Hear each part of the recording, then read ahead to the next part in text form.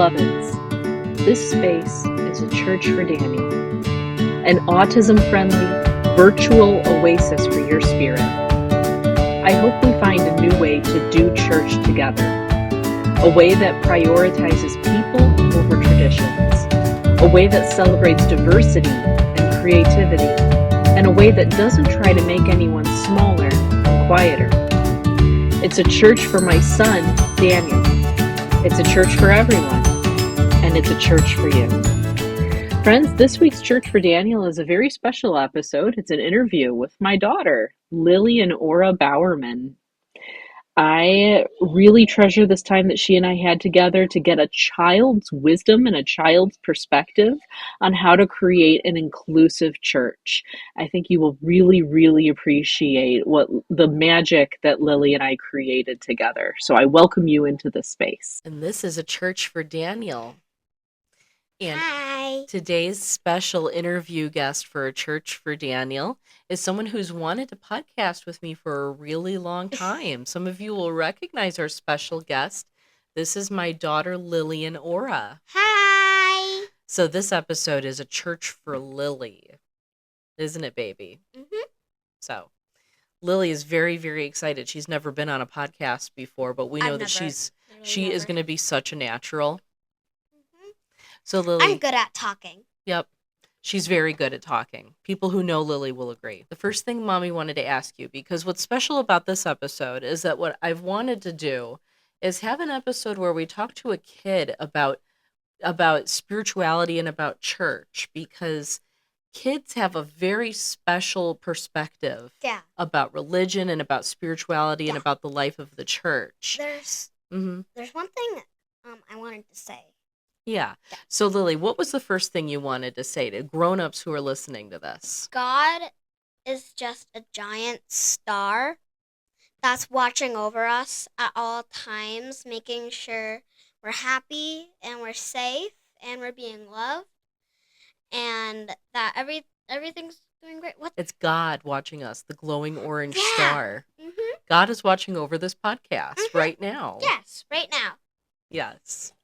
I love your perspective that God is just a big glowing orange star. And, whenever we need help, you might not do it, immediately. And I'm just gonna call God a they, because I believe that God is non-binary. I like it. So, they might not do it, immediately, but, they'll guide you through it, you know? Mm-hmm. I like it. Because God's always there, watching you. I like it, and I agree, sweetie. So, Lily, what are your favorite things about church? My favorite things about church is probably that there's a kids' room. If you don't want to sit there, the whole time. Mm-hmm. And I get to play with my friends that come here. And I also, about this church specifically, I like the pastor, which is you. Thank you. And I like that you're allowed to be silly. Mm-hmm. You're allowed to be a human being there. Mm-hmm. You don't have to be like this watching the service.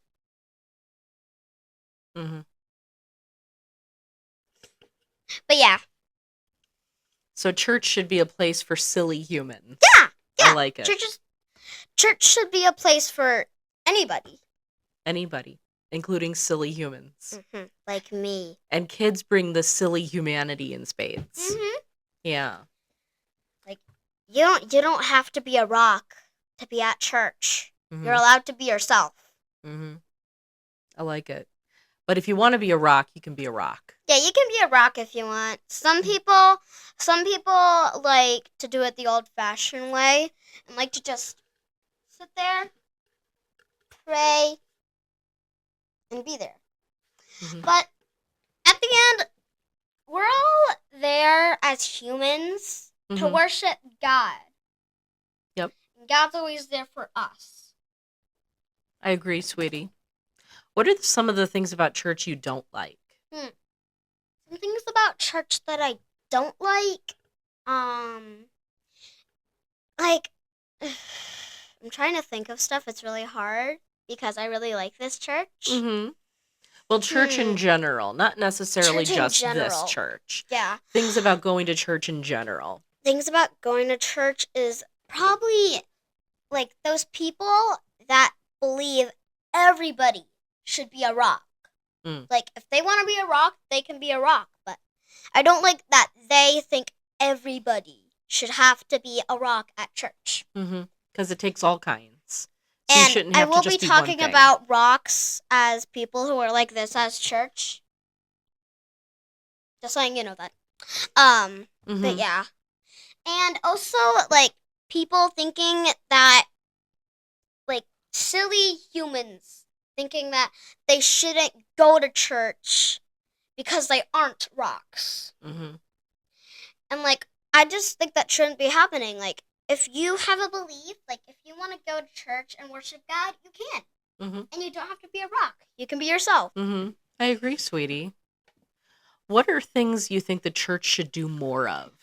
I feel like the church should do more things like, should do more things like more interactive things. More things that people can get involved with. Mm-hmm. You know? Mm-hmm. Like, what I really like is children's chat. I feel like we could turn that into an everybody chat for like we could do stuff with that, like more interactive stuff with people. So you're saying that when just the kids come up and the kids talk to each other and they talk to me, that instead all the grown-ups should be in on that too? Yeah.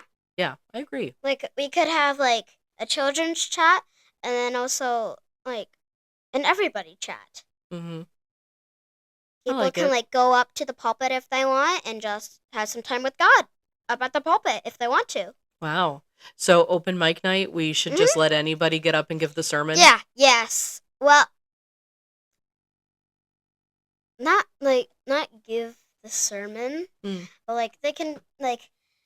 What I'm trying to say is that there could be like one children's chat, and then maybe close to the end of the service, there could be like an anybody chat for like if you want to, you can go up to the pulpit and just interact with God. And I like that everybody should be able to just share their thoughts. Yeah, they could join in on doing the stuff that like we do for children's chat, or they could just be there up at the pulpit with God. What are things you think the church should do less of? I feel like the church. This is hard. That's okay, baby. I really like the church. Oh yeah, no, it's not about not liking the church, honey. It's actually about making the church that we like so much better. Yes, like even better. That's a tremendous sign of respect for the church. I feel like the church should do less. Now, for mommy, I'd like to see a little less of the church doing something that grown-ups call gatekeeping. What's gatekeeping? So gatekeeping is a concept that grown-ups it's a concept that grown-ups talk about where we decide who belongs somewhere and who doesn't. Oh. And then we shut people out or let people in depending on our opinions. And that happens in churches, in all churches. I don't know and it's a church, that's a thing that can happen at any church anywhere. So it's not about any one specific church. It's about a thing that sometimes people do at church. Yeah. It's a church culture thing. So yeah, gatekeeping. I honestly feel like I have this big opinion for the church. That, like, I feel like the church should be less of a pile of rocks and more a pile, like, more a community, like, a community of bouncy balls. Like, bouncy balls are basically rocks, but soft, and they move around, they make noise. Yeah. You know? I like it. Yeah, and I think we need the kids to teach all the grown-ups how to be less rock-like and more bouncy ball-like. Yeah. I think I'm a pretty good bouncy ball. You are a very good bouncy ball. And I You also are superlative among bouncy balls. Yeah. And I gave birth to 3 bouncy balls, You not did, 3 you rocks. did. My kids are bouncy balls. Yeah, none of us are rocks. No. None of us have ever been rocks. No. We've always been bouncy balls. Like, No. literally at the end of church, Mm-hmm. sometimes me and Brooke will just run around the church and play hide and seek. I know. There's lots of places to play hide and seek in this Yeah. building. Yeah, like upstairs. Yep. You kids are good at finding the things that are fun. Yes. And the other thing that's special about kids is that you teach the grown-ups how to get more use out of the building space. Yeah. And we don't give you enough credit for that because we have a big building. A lot of churches do. We have a bigger building than we use because we built wings and we built additions and we built Sunday school rooms and things like that. Yes. But then over time, the congregation shrank down a little bit and families stopped coming and the Sunday schools got smaller and we stopped using the space. And for the most part, we're in, we're trying to make it back the way it was. Like, bring people back and have the space be used. Yeah, for totally. how it should be. Yeah. And you guys are showing us unconventional new ways to use the space we've always had. Yes. For example, play hide and go seek in the railings in the upstairs. Mm-hmm. Yep. And, like, another example. Mm-hmm. Yeah, so what about Acolyte Fire? And for the acolyting thing, that's one of the things that I really like. You know how I think God is a star? Yes. Right? Mm-hmm. You're taking part of him as the fire and Mhm. bringing it into the church Mm-hmm. and having a sacred moment with him. Mm-hmm. And the children get to do it as being like children of God. And then at the end of the church day, you take God's flame and put it back into the world. I think that's perfect, Yeah. sweetie. Especially because God is a glowing orange star to you. Yes. God's a glowing orange star. So then how better to represent the glowing orange star than with fire, with a flame? The church is really special to me because I've always been in a church, Mm-hmm. and this one is one of the most inclusive ones I've yet to been. Mm-hmm. And we've been in a lot of churches together. Yes, We've been in seven churches we together. have. And it's just a time where you can be with God, Mm-hmm. play with your friends, hang out, connect with everything up there. And by everything up there, you mean God? Yes. Mm-hmm. What other things would you say to the grown-ups? What things would you change about the world? About the world. Mm-hmm. For the world, I would just ban plastic. Mm. Because it causes acid rain, it causes pollution, it causes all these things that are harming us and the earth. Mm-hmm. And also, I would make recess and lunch longer for kids. Mhm. One, my lunch is 20 minutes, and I barely get to eat anything. Mm-hmm. And recess, we have 6 hours of the school day to do all the work, and that's stressful. So just a mindset, just some space outside to do whatever you want. I feel like that should be longer because it honestly helps me focus. So longer lunch and recess. Mm-hmm. Can the grown-ups have that too? Longer lunch and recess during our day? Yeah. What else would you do to change the world if you could? Sorry to all those people who vote Trump. Mm. I would have him not be the president. Fair enough. Yeah. But yeah. That's an obvious one. And if I could like change people's minds, Mm-hmm. the one thing that I would do is to make them all believe that girls are equal to boys and black people are equal to white people. Mm. That's easily the first thing I would do. Yeah. Because we are all equal. We are. I agree. Mhm. I agree. And I wouldn't stop at just boys and girls are equal and people of different skin colors are equal. I would keep going. Yes, So, like mhm. have everyone like be inclusive to the LGBTQ community. Mm-hmm. Yeah. And we're all equal no matter what country you were born in. Yes. And if Like you no matter what, we're all equal. Mm-hmm. And you are welcome here if you have found a home in the United States. Mhm. And we're all equal. And that wall that Trump is building, Yeah. yes, I've heard of it. Mm-hmm. Like the border Mm-hmm. for the other countries. Mm-hmm. I will take a bulldozer. I think that's what we need is a bunch of kids to bulldoze it down.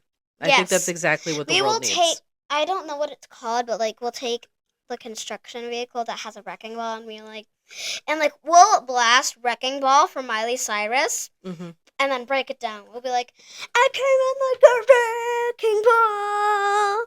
Countries are allowed to come in because I'm swinging like a wrecking ball. This is delightful, Lily. I love it.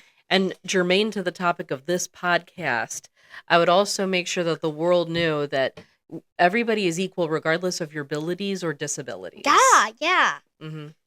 Regardless of like any disorders or disabilities that you have, Mm-hmm. you're welcome here. Yes. No matter what. And then it starts You in don't have to be a Mhm. white boy, white man. You don't have to be a white man Mm-hmm. with 0 disabilities and like straight to be Mhm. welcome here. Yeah. Like all kinds of people are welcome here. Mm-hmm. And in our family, we think about Daniel first. Mm-hmm. But then that translates out to like all kinds of people Yep. all over the world. Yep. Is there anything else you'd do to change the world? I'd have kids rule the world. Mm. I would have the grown-ups step aside, Mm-hmm. and the kids should rule the world, honestly. Yeah.